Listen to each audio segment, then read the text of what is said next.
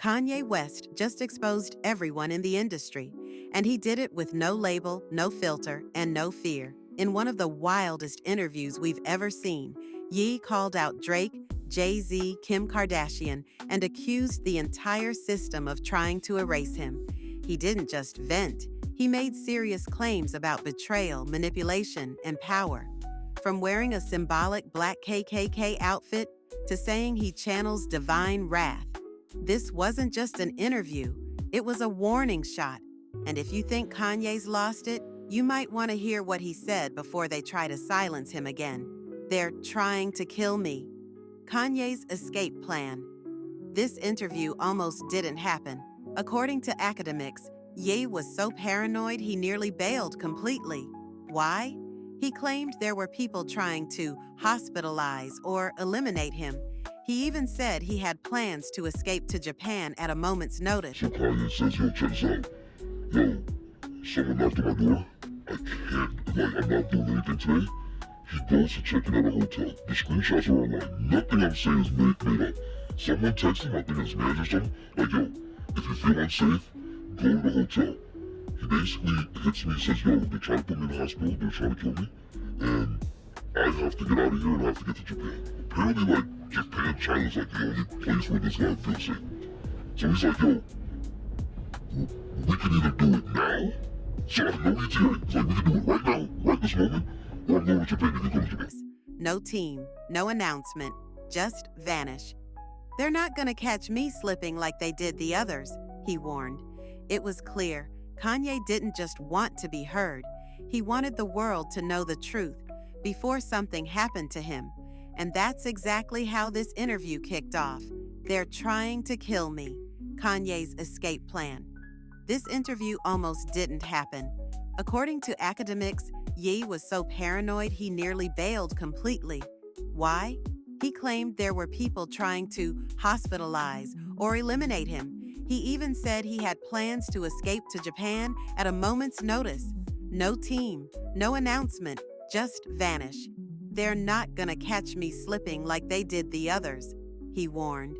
It was clear, Kanye didn't just want to be heard. He wanted the world to know the truth before something happened to him. And that's exactly how this interview kicked off. Anti-Semitic conspiracies and secret elites. Instead of walking back his past anti-Semitic comments, Kanye doubled down hard. He said the issue wasn't just with Jewish people, but with the hidden whites above Jews, who he claimed run media, music, and finance. It's all connected, he said. He accused these unnamed elites of trying to silence anyone who speaks out, referencing Prince, Michael Jackson, and himself as targets. Academics looked visibly uncomfortable, but Ye didn't flinch. He truly believes he's fighting something bigger than just cancel culture. They stole my kids. The Kim and custody breakdown. This was the most emotional part of the interview. Ye said he has zero control over how his kids are used in the public eye. I don't own their names, their likeness, their stories. He said Kim Kardashian and her family are part of a system that turns Black children into brand assets, profiting off their identity while stripping the father out of the picture. The line that hit the internet hardest? They turned my family into content. You could hear the pain behind the rage. But Kanye was just getting started. Betrayal from Jay-Z, Cardi B, Kendrick, and more. This is where Ye let the clip fly. He called out some of the biggest names in music, starting with Jay-Z, who he said abandoned him, then Cardi B, who he labeled a plant, Kendrick Lamar, a puppet with poetry, and Travis Scott. Took my whole style, gave it to the labels, and left me behind. Even John Legend wasn't safe. Ye said he smiled for the cameras while watching him get destroyed. This wasn't just celebrity beef. It was Kanye versus the entire machine. Even Virgil Abloh wasn't safe. Most thought Kanye had made peace with Virgil Abloh's legacy after his passing. But in this interview, Ye made it clear the wound is still open. He accused Virgil of selling out to corporate powers and said he betrayed their friendship by taking credit for Kanye's original visions. They used Virgil to box me out of fashion. They turned him into a logo and erased my legacy. The coldest part? Ye said Virgil was never loyal to the culture, just the contracts. No filters, no apologies, just raw resentment. You can't cancel me. Kanye's new war cry. Kanye went full rebellion mode here. He said he's uncancelable, not because he's protected, but because he's already lost everything they could take. I already lost the deals, the friends, the press. Now what? He claimed people still can't stop talking about him, even after every attempt to shut him down. I'd rather die screaming the truth than live muzzled by lies. In Ye's mind, he's the last one left standing, the last one with nothing left to lose. Music industry manipulation. The Vultures theory.